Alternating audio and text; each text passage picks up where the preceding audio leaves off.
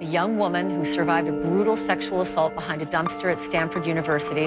She made Her disturbing attack made international headlines. Read a victim's impact statement in court. Her polarizing case ignited a public outcry. 7,000 resounding words. Her defiant words shifted the conversation. Today, on Super Soul Sunday, the woman once known as Emily Doe has stepped out of the shadows with her new book, Know My Name. Her name is Chanel Miller.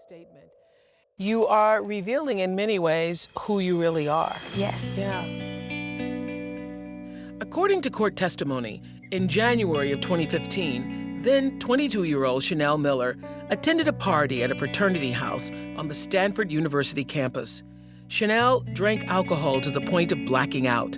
She has no memory of any events past approximately 12:30 a.m. Shortly after 1 a.m., police arrested 19-year-old Brock Turner, a Stanford student and collegiate swimmer.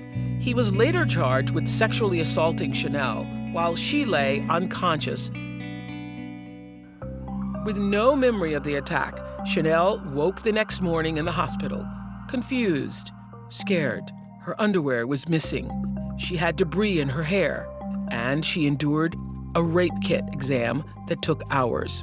To protect her identity, authorities gave her the name Emily Doe.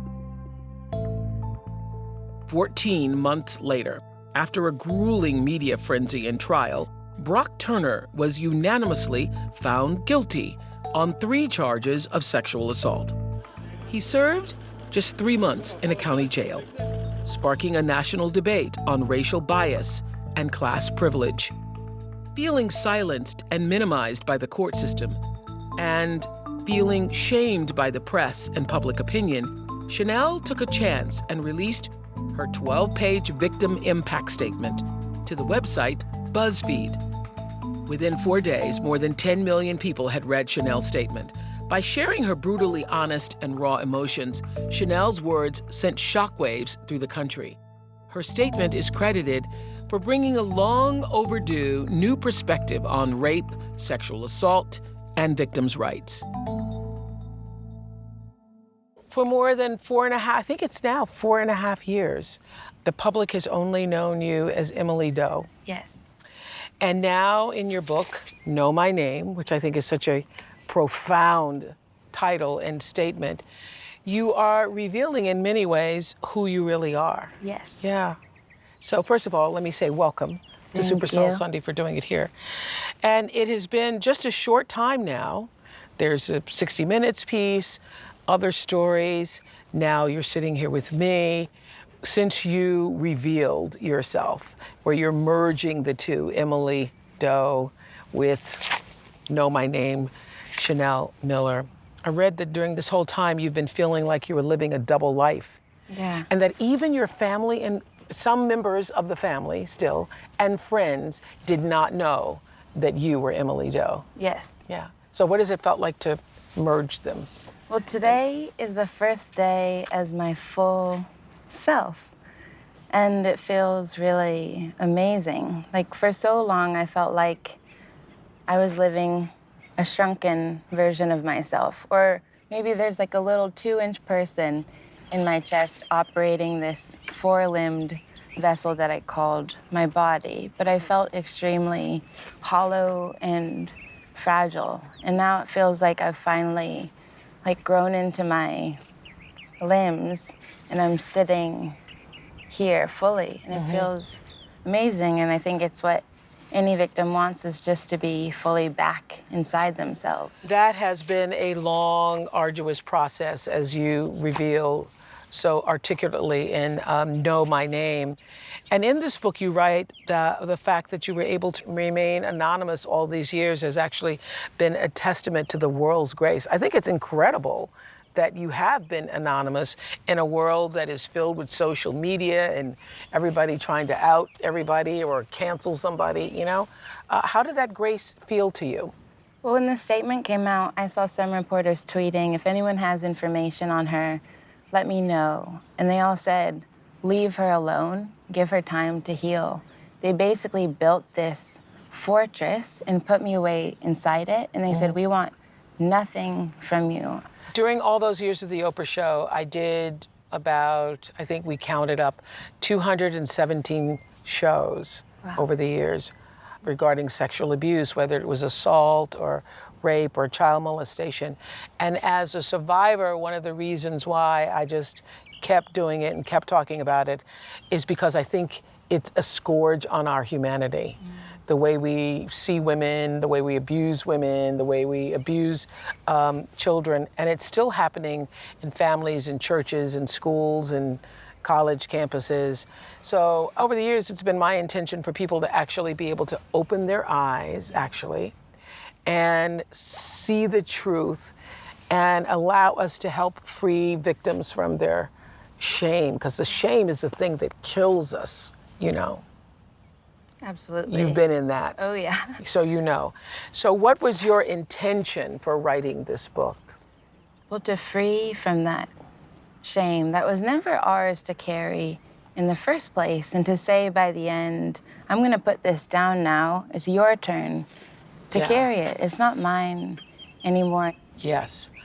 In the prologue of Know My Name, you say you have no qualms being called a victim, just that you're not Brock Turner's victim. Yes. Explain that. Why? Because apostrophe S has a possessive quality, and I don't belong to him, never had, never will. And your case was one of the most famous after the start of the social media era, where you could read comments under the articles. Yes. And they were saying awful things, like he was only 19, she hooked up with a freshman, doesn't that make her the predator? Bored suburban kids can't keep it in their pants, lame. It's not like he drugged her. If she had a boyfriend, why wasn't he there? I mean, you're reading all these horrible online comments from people you don't even know, and that's just piling on the shame.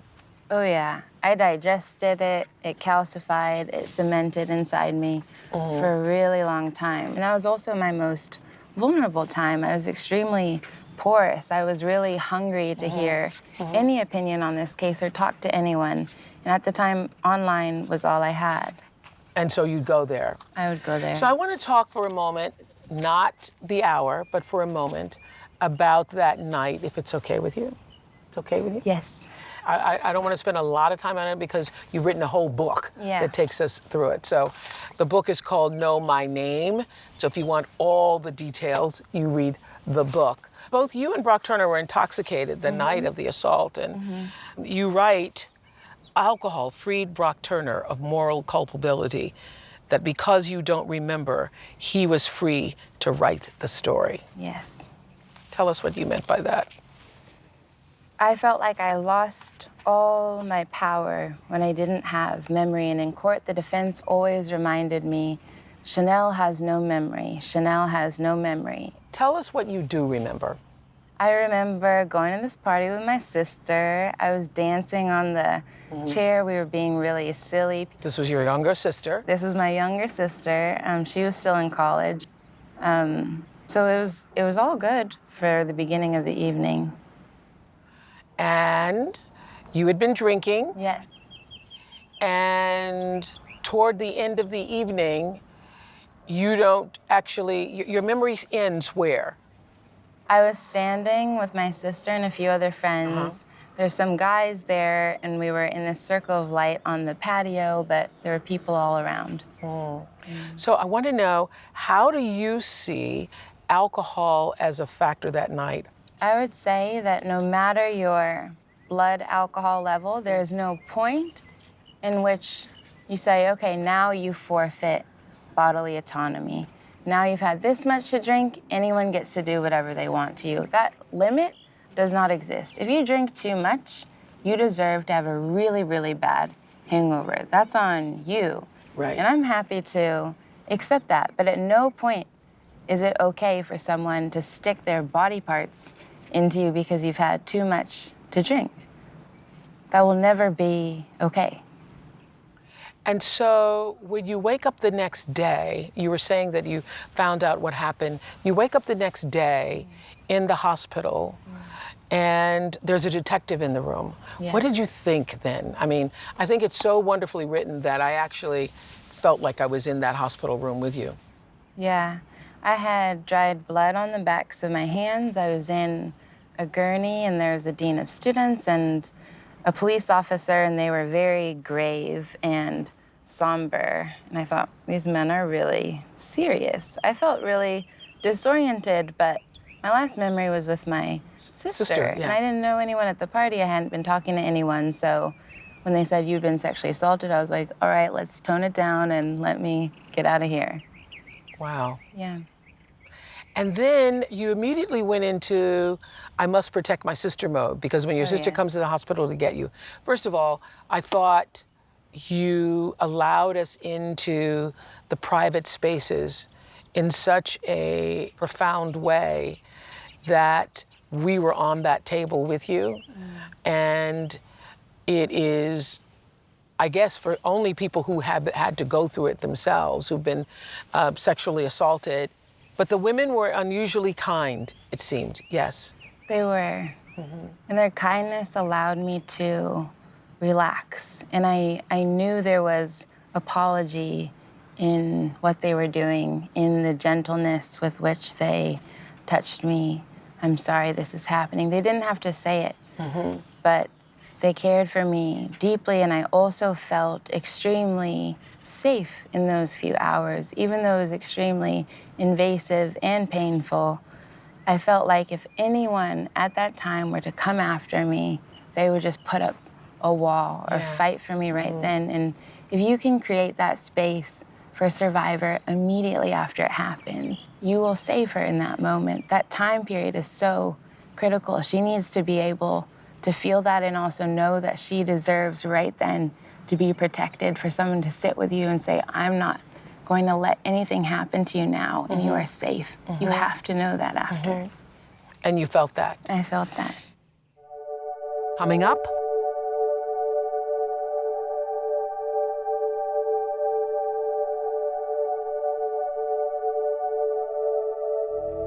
on the evening of January 18th, 2015, then 22-year-old Chanel Miller was sexually assaulted at a fraternity party on the campus of Stanford University. Brock Turner, a student and member of the Stanford swim team, was arrested and charged with the crime. Although Chanel had no memory of the attack, 2 witnesses came forward to corroborate her accusation. Carl Frederick Arndt and Peter Johnson, graduate students from Sweden, were riding their bicycles past the fraternity house that night. They saw Brock Turner on top of an unconscious Chanel, assaulting her behind a dumpster. As they moved closer to investigate, Brock Turner stood up and tried to run. He was quickly tackled by Peter and held down until authorities arrived. When you leave the hospital, Chanel, you still don't know what's happened. You found out what happened to you online. Tell us about that moment that you describe in Know My Name. Yeah, I had only been told that a guy had been acting hinky around me, just around. I thought, oh, there must have been an odd guy at the party who'd been setting off red flags. I knew that he had been chased and tackled. I had no idea there was any direct relation to me or that he had made any contact with my body. I didn't know exactly how I had been found. So I went on, I tried to carry on with my life, go about my day. And I was at work and I opened up the news and read about the way I was found, how one nipple is out and I'm half naked, and I understood why my hair that morning had been full of Pine debris needles. that I had to rake out slowly. And I immediately said, that's not me. I refused to accept that reality. Yeah. That had no connection to my current reality. And if I had a choice, I would have just said, I don't want it. No, thank you. But did you, in that moment, in that particular story, read about the 2 Swedes Yes, who apparently saved you? I did. Yes. Not only saved me, they checked to see if I was breathing first. First, the priority is she okay?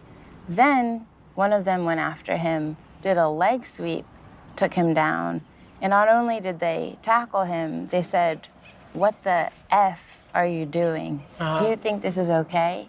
And they sat on him, the two of them, pinning down his limbs in the dirt, and basically said, "We're not moving until we know she's okay. We're not going anywhere until we see her being cared for." They saved you. They saved me. Yeah. Do you ever think about, well, you had to, in these 4 years, you've thought about everything. So you ever think about, because I certainly was thinking about it as I was reading Know My Name, that what if those guys hadn't come along? I would not be sitting beneath an oak tree with you. I have no idea how that would have panned out, but knowing myself and how independent and self-sufficient I had tried to be at that time, I would have gone home, taken a shower, and tried to forget it. And it would have eaten me from the inside out until I was hollow and would have tried to find help in some way, but I would never have had answers. And you say on page 67 that in other blackouts, I was responsible for acting a fool, Yeah. but waking up to an empty McDonald's bag Yes. and crumbs on my chest was different than waking up with dried blood and clothes missing. In the obscurity of the blackout lived a pivotal difference. Rape required inflicting harm on somebody. The moment I was violently dragged into his story, my story stopped. When I was finally out of his hands, or rather when his hands slipped out of me, I was released back into my life. But it was during that brief passing over, that period where he took the reins, where I lost everything. That was a long period you were lost. Oh, yeah. Extremely long. It took me 6 months to even tell one person. It took me 8 months to even go to therapy. I appreciated that in your impact statement you wrote about taking your first shower after the assault. And anyone who has been assaulted knows what that feeling of trying to come back into your body is like. I stood there examining my body beneath the stream of water and decided I don't want my body anymore. I was terrified of it. I didn't know what had been in it, if it had been contaminated, who had touched it. I wanted to take off my body like a jacket and leave it at the hospital with everything else. I think this is one of the things that men can't exactly wrap their brains around, what it's like to live inside a woman's body, how we're objectified and violated in so many ways. So have you made peace with your body? Well, yeah, I remember that moment, and, you know, there's no water hot enough for that moment, the way you want to scorch yourself until you Clean disappear. yourself, yeah. And now I have, like I said, sitting here, I can feel myself from my head to my toe, and I feel the sun on my cheek, and I feel how comfortable these chairs are, and I feel my feet in the grass. I feel like I'm here finally, and it took me a really long time to even want to feel like I was inside myself. Fully integrated. Yes. Do you ever think of like harming yourself? Not going on, not living? Did it get that bad? I definitely... You did.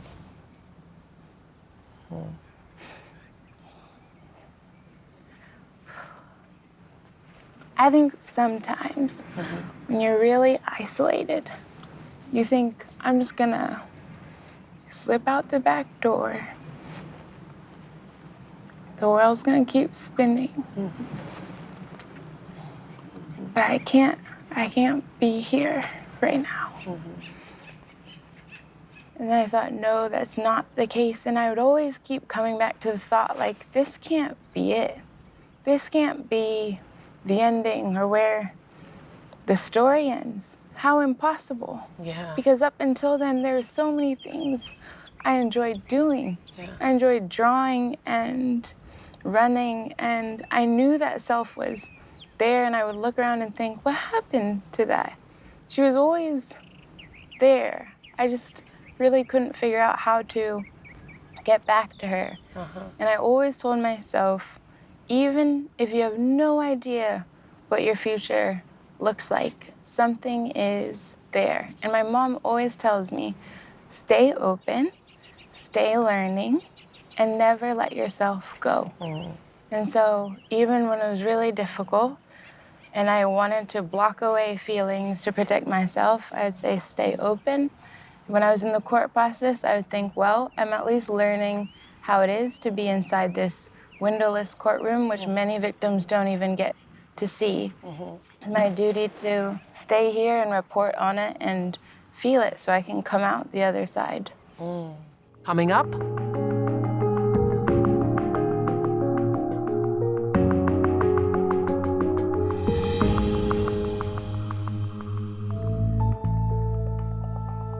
so what kept you from slipping out that back door? Was it your mom? Was it your sister? Was it a faith, a belief that it won't always be this bad?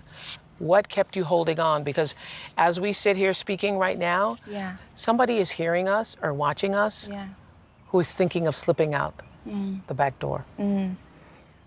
I came home from trial one day. My sister had just testified. She's sitting on the couch completely despondent and vacant. I'd never seen her like that, with tears just leaking out of her eyes. Couldn't figure out what was wrong. And she, in her mind, was made to believe that she had blown the whole case, that something in her testimony had messed it up for everyone. That's what the defense had made her believe. He had picked her apart and left her sitting there crying on the couch. And when I saw that happening to her, I thought I understood what they're doing. They're making you fixate on that self-doubt and growing it inside you until you can no longer function. It was happening to her, and I felt it happening to me. And as soon as I saw that, I said, this is where I draw the line. There are so many brilliant young women who have their whole futures ahead of them. And then this comes in externally and makes you shrink and sends you into the corner and says, you go think about all the things you did wrong, why you don't deserve to carry forward. That's ridiculous. I want you to share with our Super Soul audience, was it a moment in time or a series of experiences that brought you to the place? Because the thing that I have seen over and over again, and also experienced for myself with my own sexual assault, being raped at 9 and 10 and 14, is that the shame, as I was saying earlier, is the thing that destroys us. How did you manage to get to the space where you felt confident enough to emerge into your own sense of defiance?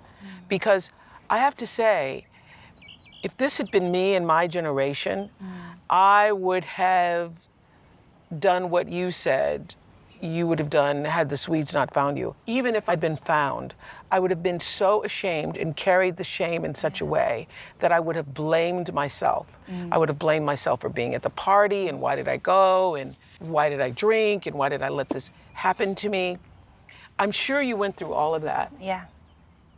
And then you came out on the other side of it and said, it doesn't matter that I was there and that I was drinking or that I was blacked out. Nobody has the right to treat me this way.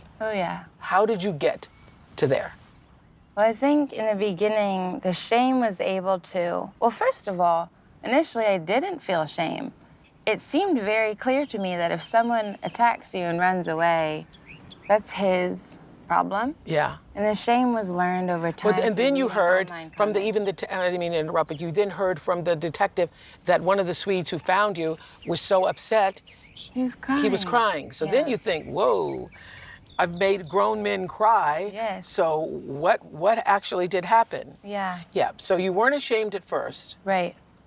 But shame needs a contained space in order to grow. And since I wasn't telling anyone, it was just festering inside me, unmonitored. But as soon as I released the statement, then it was able to breathe. And as soon as you open it up and let it out a little, it loses so much power. It can't hide once it's no longer a secret. Yes. Yeah.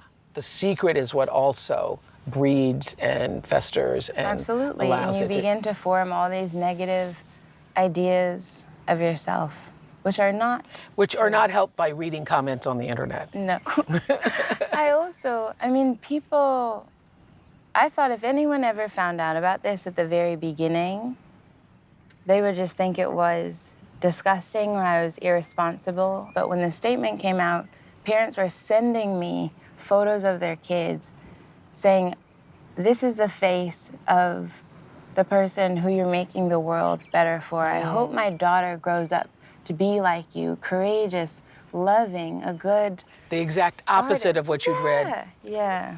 from some of the comments earlier. Yes. Yeah. Coming up.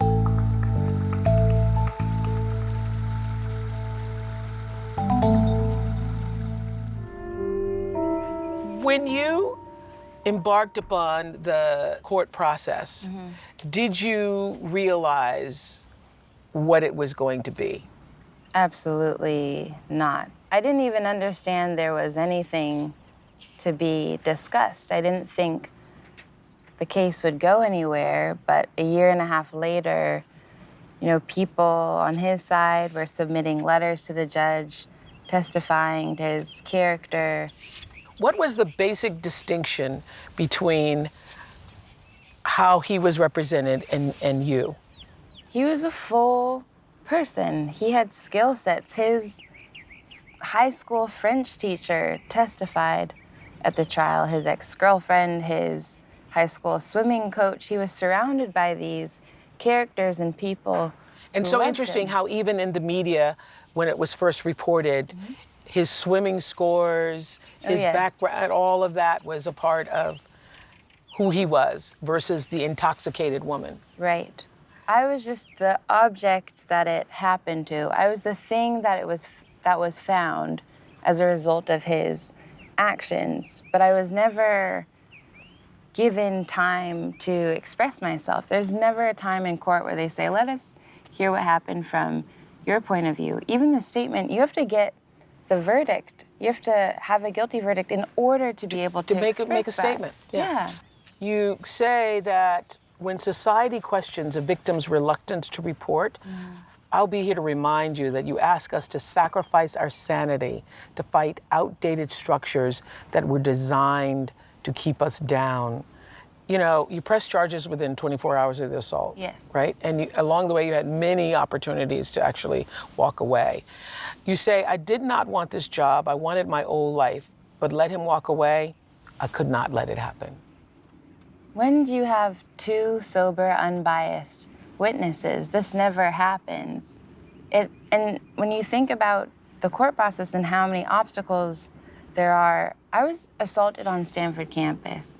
They don't do forensic exams at Stanford Hospital. I was taken 40 minutes south to San Jose. So if you are assaulted at Stanford, how do you get there? Let's talk about transportation first. You're not allowed to shower or change or comb your hair. So what do? Call an Uber? Have an Uber driver take you to go get your rape kit done? Do you text the only friend you know who has a car and disclose that information? How do you even get there? Once you get there, you have to go through the exam. How do you get home? Once the rape kit is there, it takes so long for it to get processed. There are so many factors along the way that people don't take the time to think through. So when they say, oh, why didn't she report? I say, well, why don't you sit me down and walk me through how she's going to be able to get through this process and who's going to be sitting with her as she goes through it. You say, I believe we're all multidimensional beings, and in court it felt harmful being flattened, characterized, mislabeled, vilified.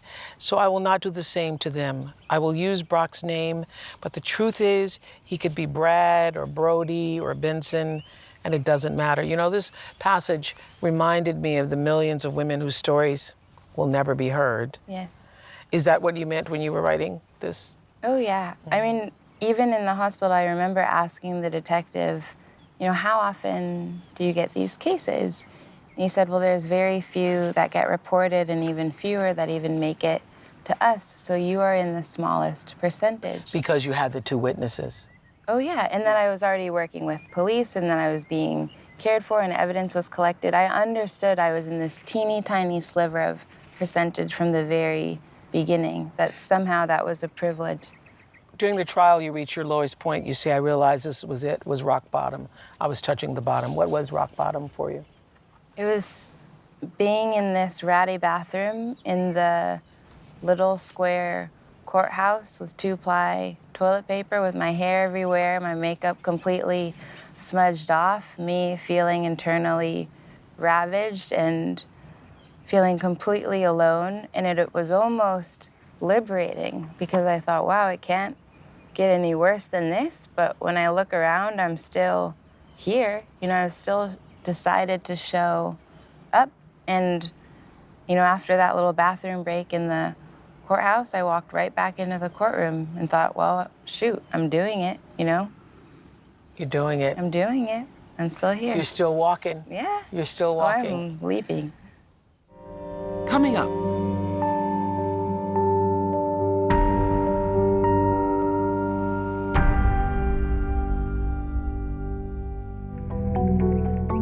During the trial, you say Brock Turner only apologized for being drunk. Yes.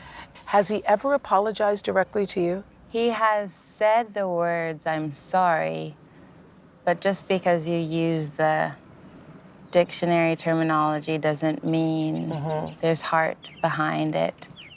It was so amazing to me that you can go through this entire process and not once is he challenged to think about the other person's perspective. He's not forced to do any self-examination, introspection. He's allowed to remain in that protected space. Let's talk about the sentencing. You write about it on page 241. You say, at the very start of the sentencing, the judge said that the question he had to ask himself was, is incarceration in state prison the right answer for the poisoning of Chanel's life? I thought it had been strange the way he'd phrased it, you say. To him, my lost job, my damaged hometown, my small savings account, my stolen pleasures had all amounted to 90 days in county jail.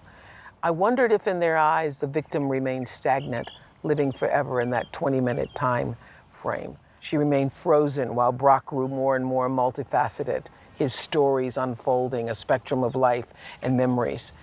Where was her redemption story? Nobody talked about the things she might go on to do.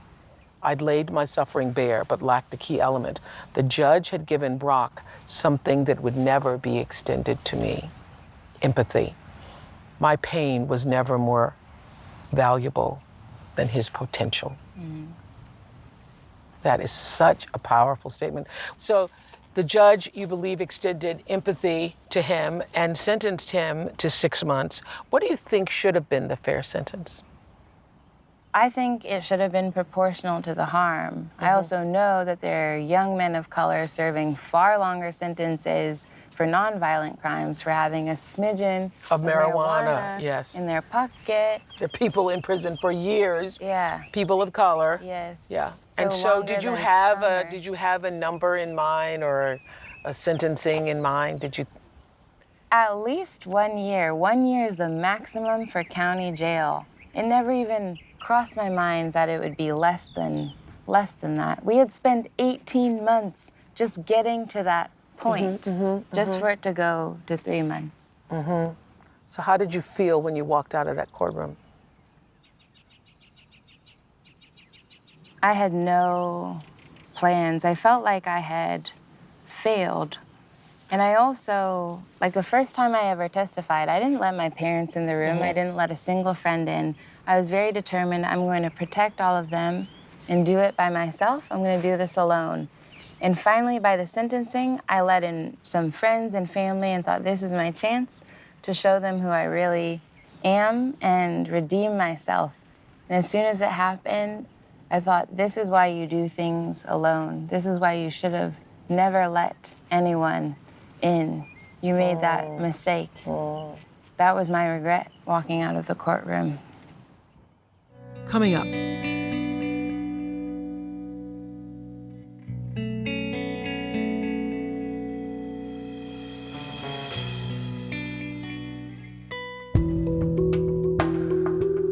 make the point in Know My Name that you don't have to be a flawless human being. Oh, no. Yeah. The perfect In victim. order to deserve to live. Yes. Yes. And the perfect victim does not exist. We're all thinking, oh, if I had just been less drunk, or maybe if I was a virgin instead. It doesn't matter. The perfect victim does not exist. And we're trying to achieve some unachievable, unattainable thing. Yeah, that's what we've done. I was just going to say that we have done that all over the world for years. Yes. What was she wearing? Yes. Was she drinking? Yes. What did she say? What did you do? I mean, listen, my own father, when I went to him in my 40s to finally have the conversation about a relative who had raped me at 14, my own father said, "What did you do? What did you do?" And I said, "Dad, I was 14 and he was 42. It wouldn't have made a difference if I was walking buck naked in the house. I was 14, he was 42. He was the adult." So I think there needs to be a paradigm shift. This begins the shift. What do you think? Well, when you say you need to change your behavior, Yeah. you're basically saying, don't let yourself be the drunkest one. Let it happen to somebody else. You're saying, don't let it be you, just pass it on to someone else. So we're never going to reduce the number of rapes. That means all the rapes stay exactly the same. We just go through our life hoping, oh, I hope that's not me. Yeah. But it's still gonna happen to everyone else. So Yeah. I'm not interested anymore in critiquing these little individual things. These are not isolated incidents. Yeah. We're not going anywhere as long as we do that. Yeah. So I'm done with that way of thinking. I will say this, though. I just recently talked to Malcolm Gladwell, who's written a book called Talking to Strangers. The Stanford rape case is a part of that story. And he talks about the role alcohol plays on so many college campuses. And that most people think that alcohol makes you less inhibited. He's saying studies now show that it actually makes you more myopic and dumber. And that when you have a person drinking or two people drinking to the point of being blacked out, highly intoxicated, that it's a recipe for disaster. And that on all of these campuses, when people talk about sexual assault and what they can do to curb sexual assault, alcohol never comes up. That everybody thinks we should have more lectures or we should have more, seminars where people understand both sides, genders feel. And alcohol is not used as, or at least considered as, the vital role that it plays. Do you think that there should be more emphasis on drinking or not drinking on campuses? I think there needs to be more issue on consent specifically, and just the basicness of that, even if you're in this gray area. Yeah. But just saying consent is this person okay with what's about to happen? If you're not sure, and if they're not sure, then the answer is always no.